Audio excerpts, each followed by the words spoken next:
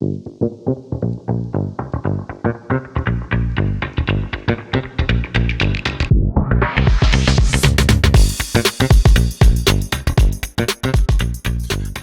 au Polysécure, épisode spécial. Je suis accompagné de Théo. Est-ce que tu peux te présenter? Oui, bonjour, moi c'est Théo Zafirakos. Je suis RSSI pour Fortran de Renova Security. Je suis aussi responsable de nos services professionnels où on assiste nos clients à implémenter des programmes de sensibilisation. Justement, c'est ça, on va parler du programme de sensibilisation parce que ça fait une pierre, un composant très important d'un programme de sécurité, justement, de ne pas laisser l'utilisateur à lui-même et l'aider à l'accompagner et être dans le grand ensemble. Je vais te laisser amorcer ce sujet-là, puis on va en discuter. Oui, parfait. Quand on parle de sensibilisation et des connaissances de maintenance qui sont liées à la technologie, on parle de culture de cybersécurité, mais en général, une culture commence soit à la maison, à l'école ou par le gouvernement qui essaie de sensibiliser les citoyens. Mais on voit que ça, dans ce domaine-là, ça avance pas aussi vite que les cybermenaces. Puis ça tombe aux organisations de sensibiliser les travailleurs. Puis ils ont la responsabilité de sensibiliser les travailleurs parce qu'ils ont accès à la technologie, au processus, aux informations digitales. Puis il faut savoir c'est quoi les menaces potentielles. Oui, absolument. Puis d'ailleurs, votre compagnie est très reconnue justement pour être un acteur très important dans les campagnes de sensibilisation d'un et les campagnes de simulation dans l'autre cas aussi, qui sont une suite logique à cet élément-là de sensibilisation. Oui, puis on voit, ça prend une combinaison de plusieurs activités pour sensibiliser les gens à, oui, la formation, la sensibilisation, l'éducation, le jeu vont augmenter les connaissances, mais ça prend aussi des activités pratiques comme les simulations d'hameçonnage pour donner une expérience réelle aux participants, de mesurer les compétences, de voir est-ce que dans le quotidien, dans mon journée de travail, est-ce que je peux reconnaître une attaque ou est-ce que je vais répondre un peu trop vite puis tomber victime? Ouais, justement, aborder des bons comportements. Le confinement nous a amené dans un univers tout à fait différent depuis mars 2020, qui est en ce sens le jour zéro, où les choses ont énormément changé pour tout le monde, donc Oui. et dont les malveillants. La menace a changé, tu l'as mentionné. Les campagnes de sensibilisation, naturellement aussi, ont dû suivre depuis les 3 dernières années pour s'adapter à ce mouvement-là. Oui, parce que maintenant, quand on parle de travail à distance, de travail à la maison, mais maintenant, c'est qui l'administrateur du réseau puis du système à la maison? Mais c'est l'utilisateur. Puis là, il faut qu'il comprenne qu'est-ce que ça prend pour sécuriser l'environnement au bureau. Pas seulement pour du côté professionnel, mais ça aide aussi du côté personnel parce qu'on fait beaucoup de choses sur Internet, les divertissements, les achats, les services gouvernementaux. Et là, savoir comment sécuriser notre réseau à la maison, ça va aider de tous les côtés.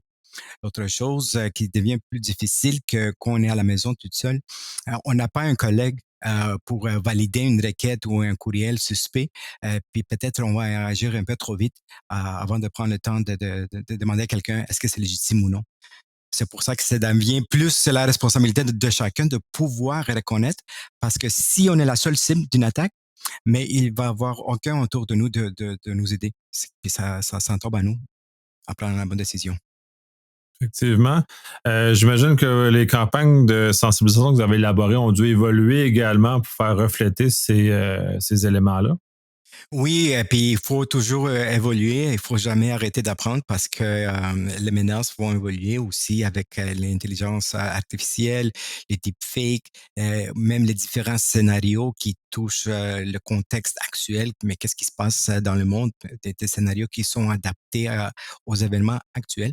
Mais il faut prendre connaissance que les cybercriminels vont utiliser ce type de scénarios pour nous cibler puis de comprendre que oui, quelqu'un peut demander un, un courriel qui nous demande de prendre une action qui n'est pas légitime, puis ça touche aux événements actuels. Ouais, ils sont très bons pour actualiser le libellé. Là, au Oui, moment où oui, puis ils vont plus vite que nous, toujours. énormément vite. En tout cas, sont beaucoup plus opportunistes.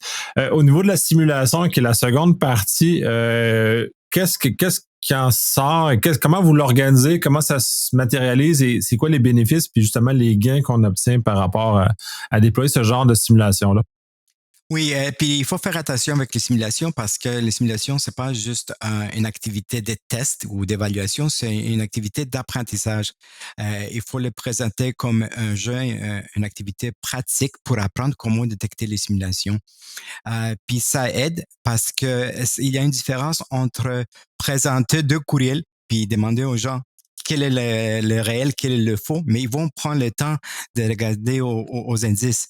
Mais dans le quotidien, quand on travaille, qu'on a des rapports à produire ou des autres livrables, on prend pas toujours le temps à regarder à ces indices. Puis c'est comme ça avec les simulations, puis des pages de rétroaction où la personne qui a cliqué peut avoir l'opportunité d'apprendre, oh, voici dans ce scénario, voici les indices qu'il fallait indiquer pour déterminer que c'était une attaque. Nous, on fait une simulation globale à chaque année, puis on voit, même aujourd'hui, il y a des gens qui ne reconnaissent pas un site non sécurisé, puis ils sont prêts à partager leur mot de passe pour un carte cadeau de 25 $ sur un site qui n'est pas sécurisé. Ouais, ben ça, on en a entendu. Ça a d'ailleurs fait les médias sur, je pense que c'est GoDaddy qui avait utilisé une stratégie un peu, disons, éthiquement discutable, là, qui avait créé Mhm. beaucoup de choses comme ça. Est-ce qu'il y a des conseils justement pour éviter de tomber dans ces pièges-là? Oui, mais c'est ça, il faut préparer des simulations, puis faire attention aux exemples, puis aux scénarios qu'ils vont utiliser, parce qu'il faut penser que si les gens croient à ce scénario, mais comment est-ce qu'ils vont agir? Ça veut dire qu'il faut être conscient. Nous, on n'est pas des cybercriminels. Les cybercriminels, ils sont pas conscients aux émotions, mais nous, il faut être conscient aux personnes, puis comment ils vont agir, surtout si on fait une usurpation de notre département interne ou d'une entité externe. Il faut faire toujours attention à ce type d'exercice. Puis communiquer en avance que oui, il y en va avoir des simulations. Voici comment on va utiliser les résultats, pas pour des rétroactions individuelles aux personnes, mais pour améliorer notre programme de sensibilisation, de voir où est-ce qu'on fait, il faut mettre le focus. Est-ce que c'est la reconnaissance de courriel, la reconnaissance de site web, le partage de données confidentielles, puis de voir est-ce que le comportement qu'on veut voir augmenter, le signalement augmente.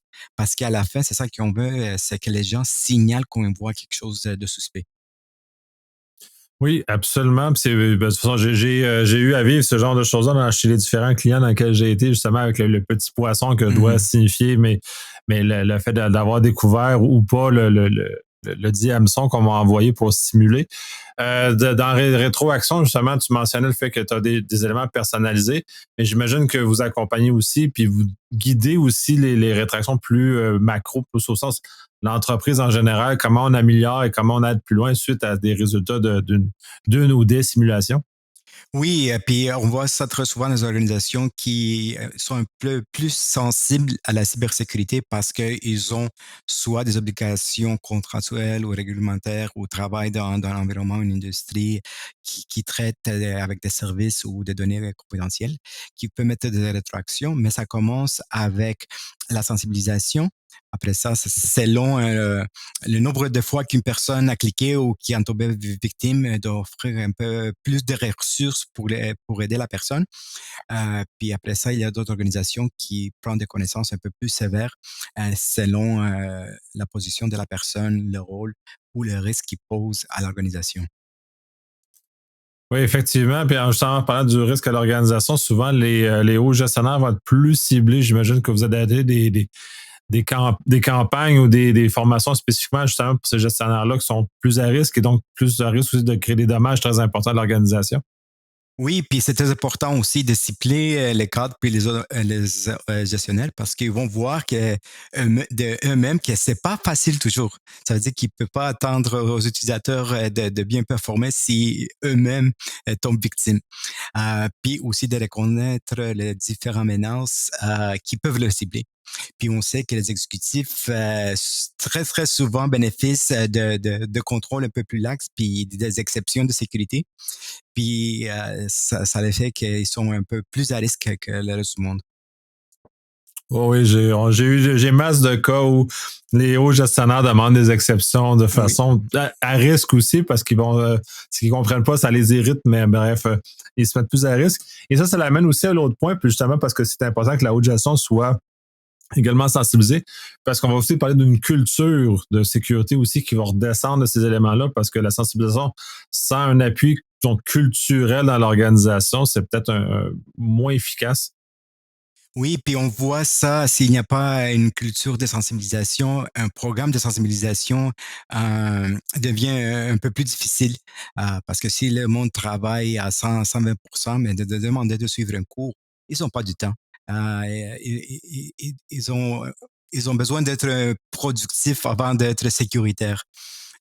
Puis c'est pour ça qu'il faut commencer avec la direction, de comprendre pourquoi ils sont ciblés, mais pourquoi aussi la cybersécurité est importante pour l'organisation, puis aussi pour chaque département. Parce qu'une brèche de données dans un département de finance ou un département d'ARH ou des opérations ou des manufacturiers, ça va avoir des conséquences différentes. C'est pour ça qu'il faut prendre ça en considération. Mais aussi qu'on on va développer des systèmes ou des processus, mais comment est-ce qu'on peut implémenter la sécurité dès le début, mais aussi de rendre le travail facile ou avec un peu plus d'automatisation pour les utilisateurs. Comme ça, quand ils vont travailler sur un système, euh, ils n'ont pas peur à faire une mauvaise chose, puis ils vont pas contourner le contrôle parce que la sécurité euh, prend trop de temps à accomplir des tâches.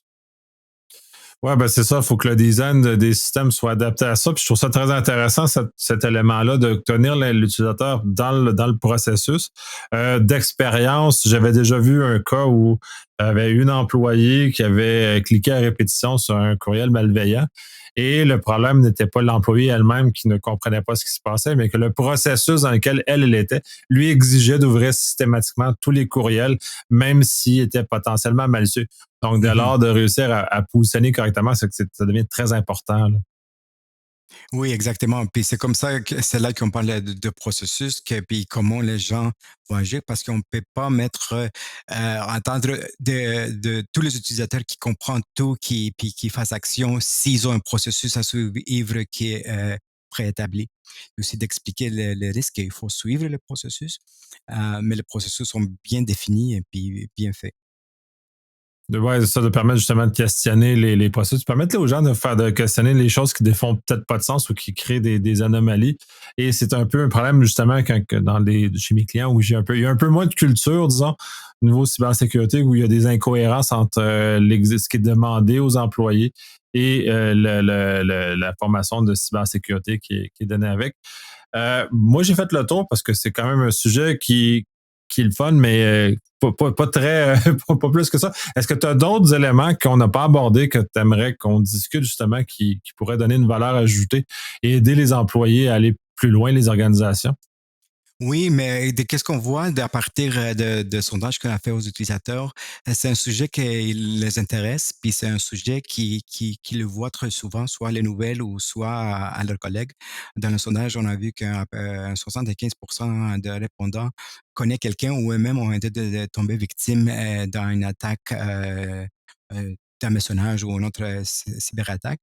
Puis, on peut pas dire qu'il n'existe pas, OK? Mais qu'est-ce qu'ils voient aussi? Ils voient moins de support, moins de soutien de l'organisation. Euh, à peu près une moitié de eux qui ont répondu, ils ont dit que notre organisation nous offre rien. Ça ne veut pas dire qu'il faut avoir de simulation puis un programme obligatoire et formel, mais au moins fournir des informations pour sensibiliser les gens ou au moins les rediriger aussi du gouvernement, parce que nos gouvernements font aussi beaucoup de choses, mais ils font pas du bon marketing. Mais au moins de les diriger à des sources où ils peuvent trouver plus d'informations parce qu'ils seront intéressés. Puis il faut rendre l'information accessible, intéressante, puis aussi liée aux risques puis aux menaces qu'ils font face selon leur travail. Seulement en faisant un programme qui est un peu plus personnalisé, là, les gens vont prendre le temps d'apprendre puis appliquer les bonnes pratiques. Super intéressant. Et oui, ça correspond effectivement à mon expérience aussi. Puis est-ce que j'aime ça entendre ça parce que je suis le premier à chialer et j'ai peu d'écoute par rapport à ce genre de choses-là. C'est très agréable d'avoir quelqu'un qui est justement dans le milieu, qui est spécialisé là-dedans, justement, qui reconfirme mes intuitions sur ce genre de choses. Oui. Oui, ouais, j'allais dire quand on parle de cybersécurité, il faut y penser que soit du côté menace ou soit que du côté allié, on parle toujours des personnes. Il n'y a jamais une brèche de sécurité sans voir une personne qui soit fait une chose par accident ou une mauvaise chose. Puis c'est pour ça un programme de sensibilisation, c'est plus que la technologie, mais il faut y penser aux personnes. Absolument. Je te remercie énormément. C'était très agréable cette discussion-là. Ça a remis des mots sur des choses sur des intuitions que j'avais déjà. Merci. Merci beaucoup. Au revoir.